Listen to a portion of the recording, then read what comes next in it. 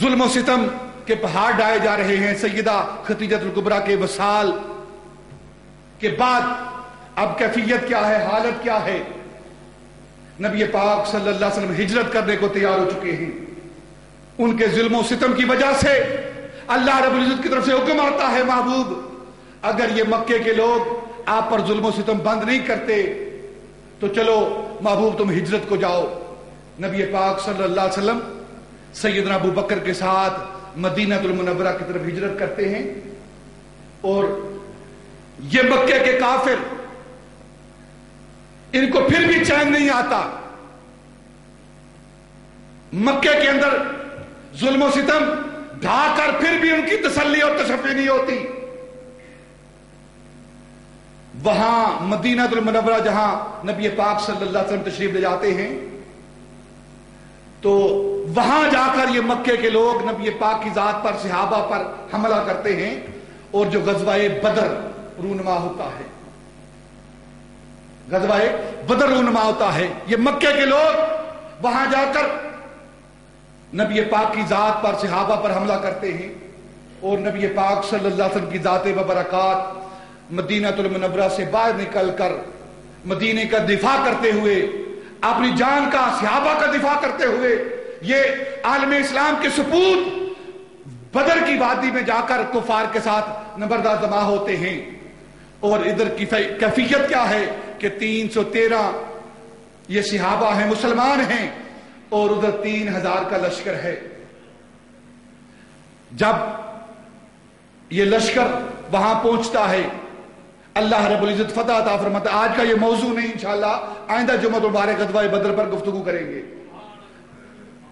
جب غزوہ بدر کے اندر فتح مسلمانوں کو نصیب ہوتی ہے اور کفار بھاگ جاتے ہیں اور کچھ جو قید ہوتے ہیں, اسیر ہوتے ہیں, مسلمانوں کے ہاتھ آتے ہیں, ان لوگوں میں, ان کفار میں ایک شخص آس جو حضرت زینب رضی اللہ تعالیٰ عنہ جو نبی پاک صلی اللہ علیہ وسلم کی صاحبزادی ہیں, ان کا خامد ہے, وہ بھی ان اسیران بدر میں آتا ہے. فدیہ لے کر انہیں چھوڑ دیا جائے. ان میں ایک حضرت عباس ابھی اسلام نہیں لائے, نبی پاک کے چچا ہیں, ایک وہ ہیں اور ایک حضرت زینب رضی اللہ تعالیٰ عنہ کے خامد آس وہ ہیں. ان کو کہا فدیہ لاؤ. حضرت زینب رضی اللہ تعالیٰ عنہ کے پاس آس جو کفار کی طرف سے آ کر لڑتے ہیں, قیدی ہو جاتے ہیں, وہ حضرت زینب کو پیغام بھیجتے ہیں کہ فدیہ مقرر کیا گیا ہے, تم مکے سے پیسے بھیجو تاکہ میں آزاد ہو سکوں. تو سیدہ زینب رضی اللہ تعالیٰ عنہ کے پاس کوئی چیز نہیں, کوئی پیسہ نہیں کہ اپنے خامد کو چھڑوا سکے. انہوں نے اپنے گلے کا ہار, وہ ہار جو سیدہ خدیجہ الکبریٰ رضی اللہ تعالی عنہا نے اپنی بیٹی کو شادی پر الوداع کہتے ہوئے ان کے گلے میں ڈالا تھا, وہ ہار اتار کر سیدہ زینب نے اس پیغمبر کے پاس بھیجا کہ جاؤ میرے خامد کو دے دو, آس کو دے دو, یہ جمع کروا دے اور اپنی آزادی کا پروانہ لے لے. وہ ہار لے کر صحابہ نبی پاک کے سامنے پیش کرتے ہیں. جب نبی پاک صلی اللہ علیہ وسلم کے سامنے پیش کیا جاتا ہے, نبی پاک اس ہار کو دیکھتے ہیں تو آپ کی آنکھوں سے چھما چھم آنسو گرتے ہیں, رو رہے ہیں. صحابہ نے پوچھا یا رسول اللہ آپ اس ہار کو دیکھ کر رو رہے ہیں, اس کا سبب کیا ہے؟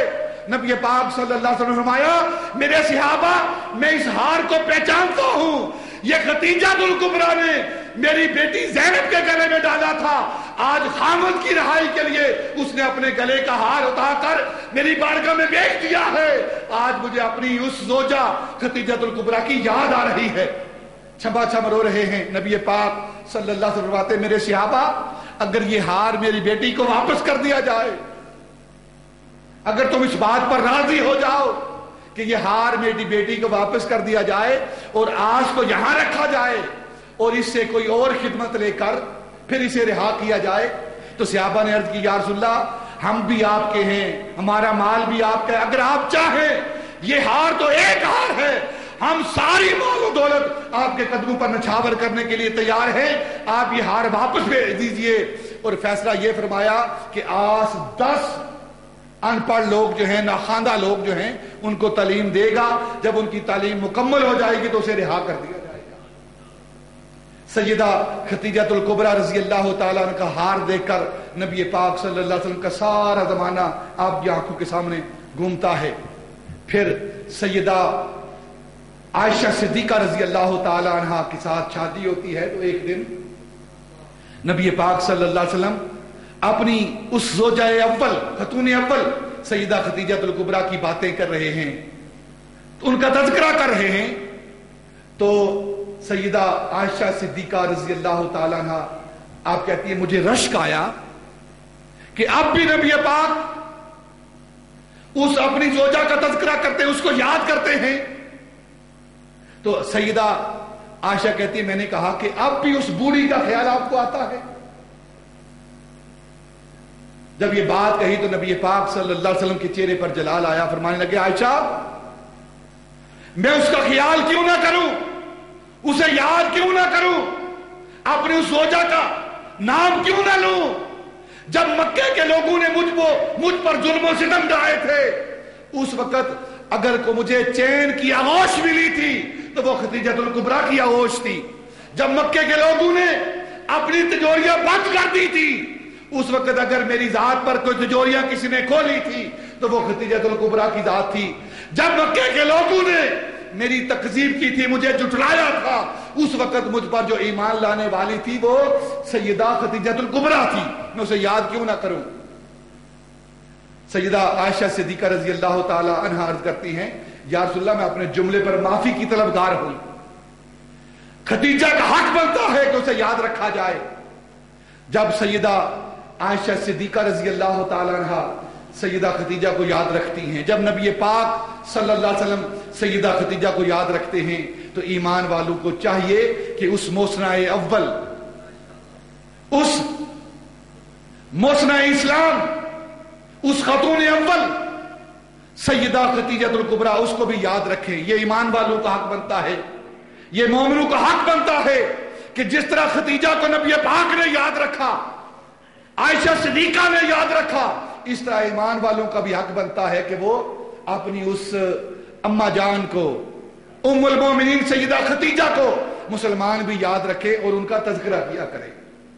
سیدہ خدیجہ الکبریٰ رضی اللہ تعالیٰ عنہ کی ذات، وہ ذات جب آپ کا وصال ہوا تو نبی پاک صلی اللہ علیہ وسلم نے قبر مبارک کے اندر خود پہلے داخل ہوئے، اور پھر سیدہ خدیجہ الکبریٰ رضی اللہ تعالی عنہا کو قبر کے اندر لٹایا گیا اور آپ کی نماز جنازہ ادا نہیں کی گئی، کیونکہ اس وقت نماز جنازہ کا حکم جاری نہیں ہوا تھا، لاگو نہیں ہوا تھا، آپ نے دفنا دیا۔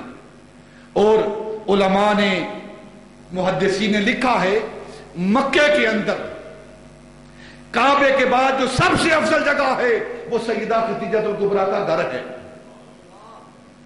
یہ علماء نے لکھا ہے کہ کعبے کے بعد مکے کے اندر جو سب سے افضل مقام ہے وہ سیدہ خدیجہ کا گھر ہے، جہاں جا کر اگر انسان دعا کرتا ہے تو اللہ رب العزت گھر کی نسبت کی وجہ سے دعائیں قبول کرتا ہے۔